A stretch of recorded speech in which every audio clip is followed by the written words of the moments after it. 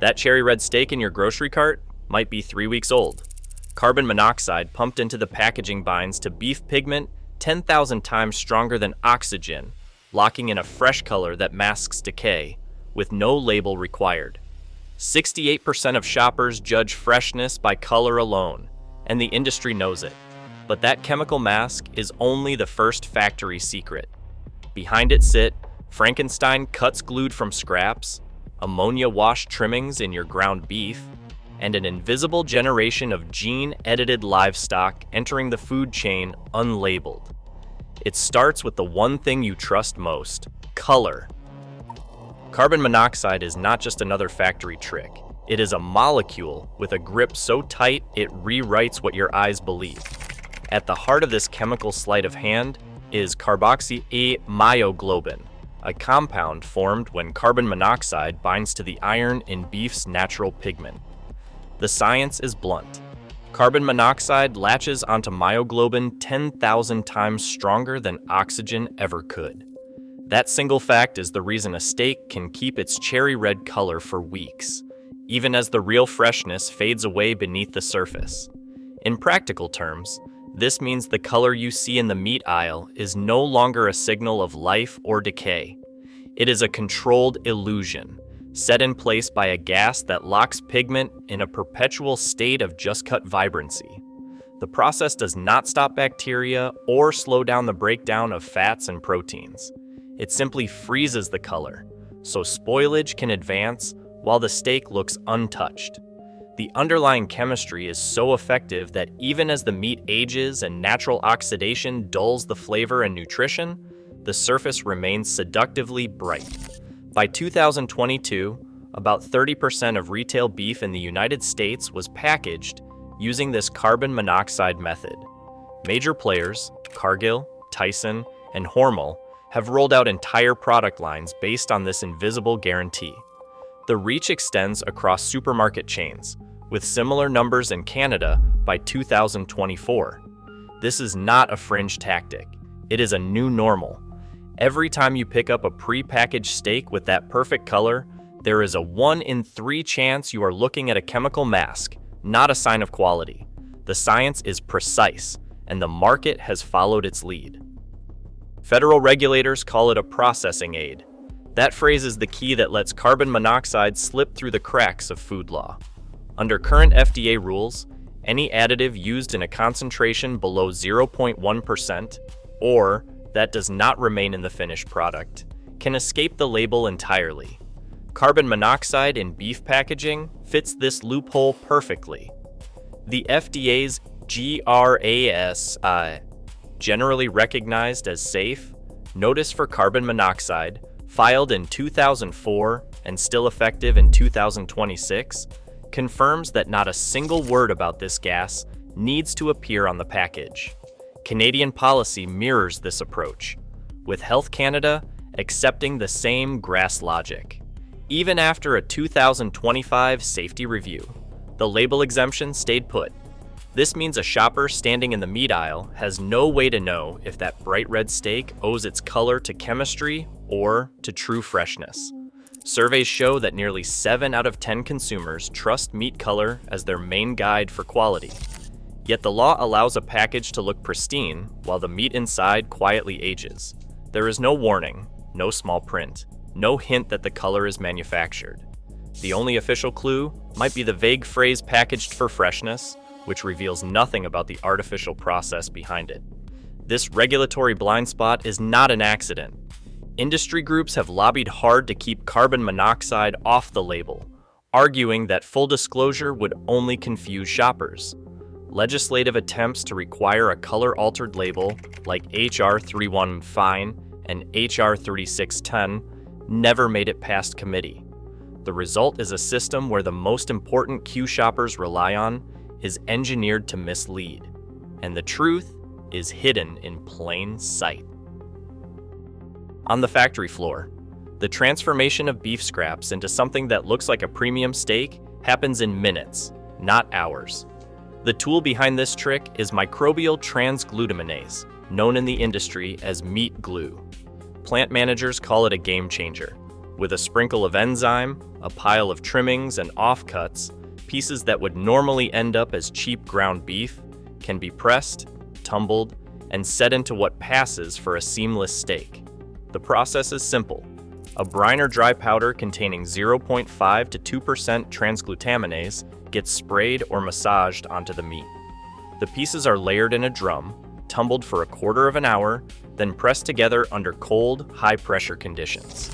In less than 2 hours, the enzyme has fused the fragments into a single, solid block, ready to be sliced into whole steaks or roasts. This is not a rare practice. Industry estimates put the number at about 1 in 5 premium beef cuts in the US containing meat glue, around 20% of the market. The appeal is obvious. A 12% jump in yield means a processor can deliver more steaks from the same raw material, meeting quotas and keeping costs low without buying more cattle. For every 100 pounds of trimmings, that is 12 extra pounds of product sold at steak prices instead of burger prices. An anonymous plant manager describes it this way: "We are not throwing anything away. Everything gets a second life. If it looks like a steak and cooks like a steak, who is going to ask questions?" The economic motive is clear, but the label rarely is. In the US, as long as the finished product is not labeled restructured or formed, the use of transglutaminase can stay off the ingredient list. Most shoppers have no idea when they are buying a glued-together cut. The steak in the case might look flawless, but it has been stitched together by an enzyme that leaves no visible trace. This invisible upgrade is what keeps the supply moving and the profits high. The consumer, meanwhile, is left with a question: is that steak a natural cut or just a well-disguised assembly of leftovers? The answer, by design, is almost impossible to tell. Ammonia-treated trimmings, better known as pink slime, are the industry's answer to squeezing every last ounce of profit out of the carcass. The process starts with the scraps, bits too fatty or irregular for steaks or roasts. These trimmings are spun in a centrifuge to separate out the lean protein, leaving behind the fat. What is left is then treated with a puff of ammonia gas. This step is not about flavor or nutrition. It is a chemical intervention designed to raise the pH and wipe out bacteria like E. coli and Salmonella. The result is a pale, paste-like substance that can be blended right back into ground beef. This is not a minor ingredient. By 2022, about 18% of all retail ground beef in the United States contained lean, finely textured beef, abbreviated LFIT. In Canada, the number hovers around 15%. That is not just fast food burgers or institutional patties. It is the shrink, wrapped ground beef in supermarket coolers, sold with no hint of its engineered origins. The story of pink slime is one of public backlash and quiet return. In 2012, after a wave of media exposés and consumer outrage, the United States Department of Agriculture briefly required that LFTB be labeled. For a few months, shoppers saw lean, finely textured beef on ingredient lists and pushed back hard. Retailers dropped the product, but industry groups lobbied for a reclassification, arguing that LFTB was just beef, nothing more. By October 2012, the Department of Agriculture reversed course. LFTB went back to being a processing aid, invisible on the label, invisible to the shopper.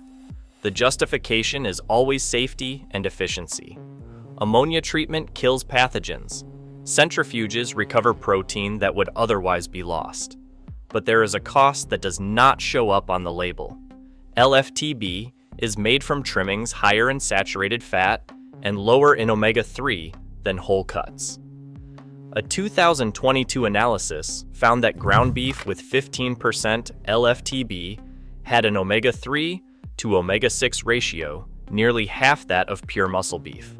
The flavor, too, shifts, less grassy, more bland, with a texture that is smooth but oddly uniform. What was once a scandal is now standard practice, normalized by policy and hidden from view. The package just says ground beef. The reality is a factory blend, engineered for yield, not for taste or nutrition. Gene editing has quietly entered the beef business, reshaping cattle from the inside out with barely a ripple on the surface. In March 2022, the FDA gave a green light to a new breed of CRISPR-edited cattle carrying the PRLR SLC gene. This tiny tweak changes a single protein in the animal's skin, creating a short, glossy hair coat that helps cattle handle heat and gain weight more efficiently in hot climates. The edit is modeled after a naturally occurring mutation found in tropical cattle, and regulators seized on this similarity. By declaring the CRISPR version substantially equivalent to nature, the FDA classified it as low risk, no extra safety tests, no special label, just another steer in the feedlot. Within 2 years, pilot herds of these gene-edited animals appeared in large feedlots in the United States, especially in the Southern Plains. By 2024, about 2% of feedlot cattle in the United States were CRISPR-edited, with Canada following close behind at around 1.5%. The adoption happened so quietly that most consumers never heard a word. There is no sticker, no gene-edited tag at the meat counter. In the United States, the FDA's low-risk ruling means gene-edited beef is treated as ordinary, indistinguishable from any other cut. In Canada, a voluntary label exists, but almost no one uses it. The industry's pitch is efficiency, cattle that stay cool and pack on pounds even in summer heat, with less water and lower stress. In theory, the PRLR SLC edit could allow ranchers to feed more grass and less grain, boosting the beef's omega-3 content. But the reality is different. Most producers double down on high-grain diets to maximize growth, erasing any potential nutritional benefit. The gene edit becomes just another tool for profit, not for health. This silent rollout set a precedent. When regulators treat gene-edited animals as conventional, the door opens for more radical changes. Cloned cattle and invisible generations of lab-modified livestock all slipping past the label and into the food chain. The line between natural and engineered is erased, not by science, but by policy. For the average shopper, the beef in the cooler looks the same as ever. What has changed is everything beneath the surface. In early 2026, Canada's food regulators made a decision that would ripple through the beef industry and never show up on a label. For years, cloned cattle and their offspring were classified as novel foods, a category that triggered extra safety reviews and required separate tracking. That changed after a policy reversal, quietly enacted after months of closed-door debate and intense industry lobbying. The new rule reclassified both clones and their progeny as conventional livestock, no longer subject to special oversight, no longer flagged for consumers or inspectors. The logic was simple. If a cloned animal is biologically identical to its source and its offspring share the same DNA, there is no justification for extra scrutiny. But the effect was profound. A health policy analyst who testified at the 2025 CFIA hearings described the shift as a regulatory sleight of hand. The analyst said, "You cannot see a clone in the meat case, there is no test, and once the policy changed, the door opened for an invisible generation, cloned animals and their calves entering the food chain with zero transparency." The analyst pointed to a public comment period in late 2025, when consumer groups pushed for mandatory labeling, citing the need for informed choice. Industry groups countered that labeling would create confusion and unnecessary fear. The pause lasted just 60 days before Health Canada moved ahead, citing a 2023 scientific opinion that declared cloned beef nutritionally indistinguishable from conventional meat. By February 2026, the reclassification was official. The so-called clone loophole meant that meat from cloned cattle and their descendants could be sold anywhere in Canada, with no label, no trace, and no warning. Ranchers who invested in cloning technology could multiply elite genetics overnight, sending hundreds of cloned and clone-derived animals through the supply chain. Confidential data from industry sources suggested that at least 200 cloned steers entered the market that year, mostly destined for high-end restaurants and premium retail lines. But for the average shopper, there was no way to know if the steak in their cart came from a traditional herd or an invisible generation of cloned animals. The system was now built on trust. Trust in regulators, trust in industry, and trust in a definition of conventional that had quietly expanded to include the products of a laboratory.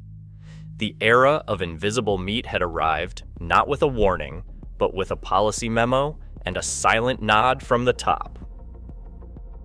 A nutrition scientist at the University of Nebraska spreads out two lab reports from opposite ends of the beef timeline.